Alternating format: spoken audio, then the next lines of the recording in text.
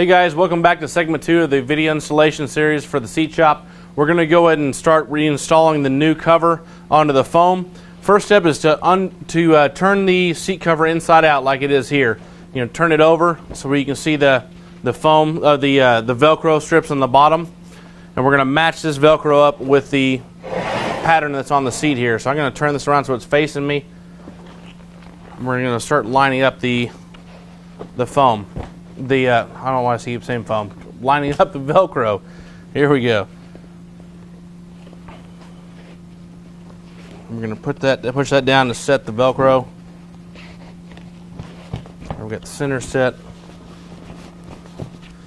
All right, now I'm going to turn this around. Start to lay this flat. I'll start in one corner, either the front right or front left. Doesn't matter which way you start with. I'll take my fingers and I'll line them up on this double seam around on the corner here. So with my hand on that seam, basically I'm going to put outward pressure on the cover going out, and with my other hand I'm going to push in on the foam. So I'm going to get this stretched down. Once we get that, we're going to roll it over the front corner. Okay, then we're going to do the same thing on the left side. My left hand on the outside pushing the foam in. My right fingers are on that seam. When I push the cover out, you're going to see a lot of these lines here smooth up. That smooths. And we're going to roll this over here. Now that we got the front pretty much rolled over, we're going to start to the back. Now when you move to the back, it's going to be good to have a second person with you to help pull these corners over because they can get really tight. So some of these seams here, you want to have someone else kind of hold the tension so you don't bust a seam. So the first part we're going to start on, and when we start rolling here, your first main tension is going to be right here in the clip. So I'm going to start rolling this back.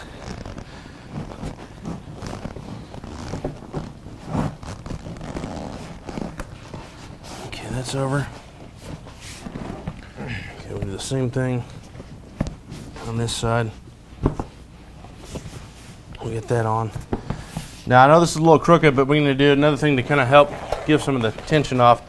This front clip, this big clip that goes all the way around it, a lot of times people look at it and think it's sewn on backwards. It's kind of funky, the design, because it kind of flips over twice. So this is turned this way, and then once you install it, this thing will actually roll over again and clip. So it can look kind of funky. If you look at it, it looks like you think it's hooked on backwards. You're just going to have to flip it another time. So now we're going to flip it back over. Yeah.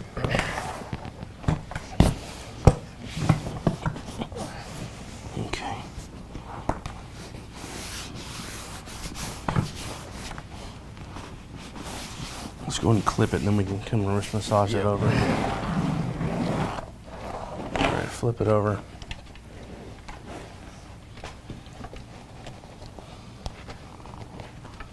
Okay, go ahead and put the back lip.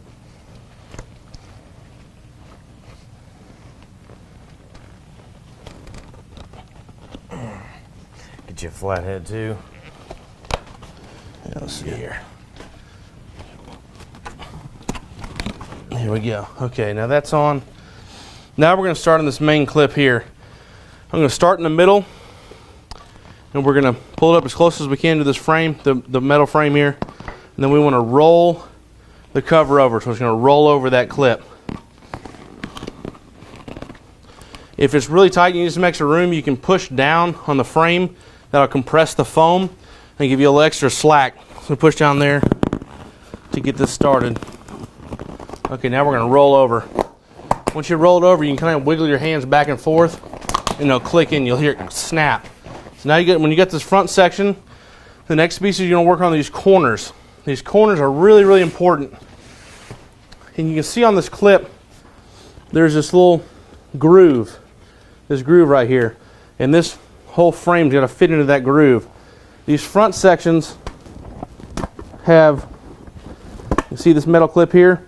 A lot of times it doesn't hook on that clip, it sits above it. And if it doesn't get in that channel, it's going to keep popping off. So really focus on getting this piece of this strip of metal here to fit in the channel groove of the plastic clip. So we're lined up there. I'm going to roll this over to get it to clip.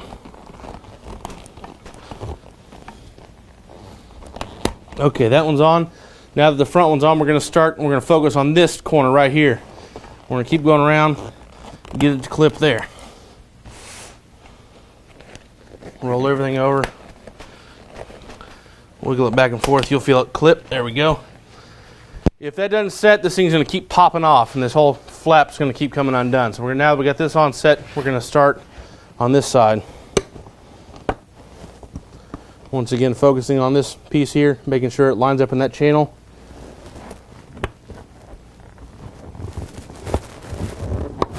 There we go.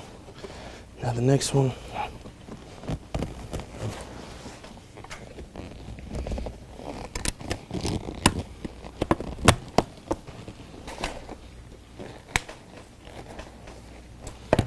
There we go. Now, all those channels are on and clipped. We're going to hook these back pieces.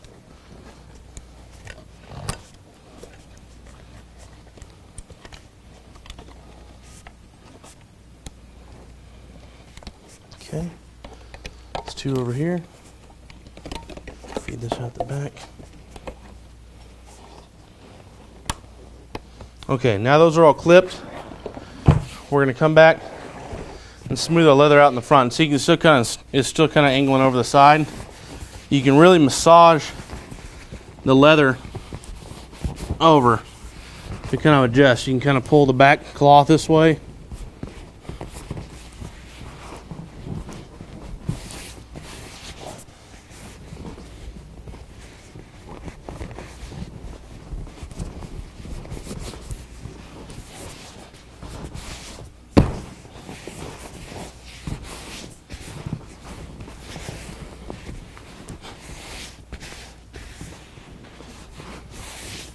There we go. Now, we got that on. Next, we're going to go and start to reassemble the seat. Hey, this is Brian. I got a quick tip for you about cleaning your leather seat covers. We get quite a few calls when people call in talking about how their existing covers have this shine to it. You'll see this real shine to it when people slide in and out of the truck all the time for over years and years of wear. You get a lot of oils and grease built up on it, which causes that shine. The new leather will not have that shine to it. It's going to have a dull look to it. So people always ask about that, about, well, the new one, my current leather's shiny, is the new one going to match it? The new one's going to be dull. What you need to do is clean your existing leather that's going to get rid of that shine. What we use at the shop is Scrubbing Bubbles bathroom cleaner. We've tried 18 million different things, and this stuff is the stuff that works the best. It's good for a one-time clean. You spray your cover with this, take you a little bristle brush like this and a rag. You don't want to let it soak on there too long. Spray a section at a time. I'm going to clean a little bit here. You don't have to push real hard on it, just kind of just quick back and forth.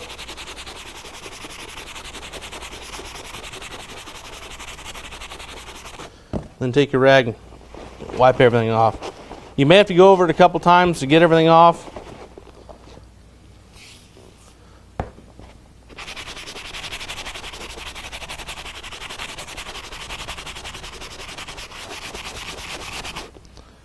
Wipe that off there. That get rid of a lot of the shine. Now this section here we've cleaned earlier, and so you can keep going over this a couple different times to get all the shine removed off of there. Now you don't want to start cleaning your Scrubbing Bubbles, cleaning your cover with your Scrubbing Bubbles unless you have a good leather conditioner around. We use Lexol at the shop. We have this kit available if you'd like to buy it from us. It's got an 8-ounce conditioner, 8-ounce cleaner. It's got the 2 application pads on there to put it on. You want to come right back over it once you clean it with the Scrubbing Bubbles and condition it, because the Scrubbing Bubbles is definitely not meant to clean leather and over and over and over, but for a one-time clean, it's great. And come back over with some conditioner. Hey guys, we're out of time for part 2. Please join us for part 3, where we're going to show you how to reassemble the seat and make all the necessary cuts on the side for the power controls.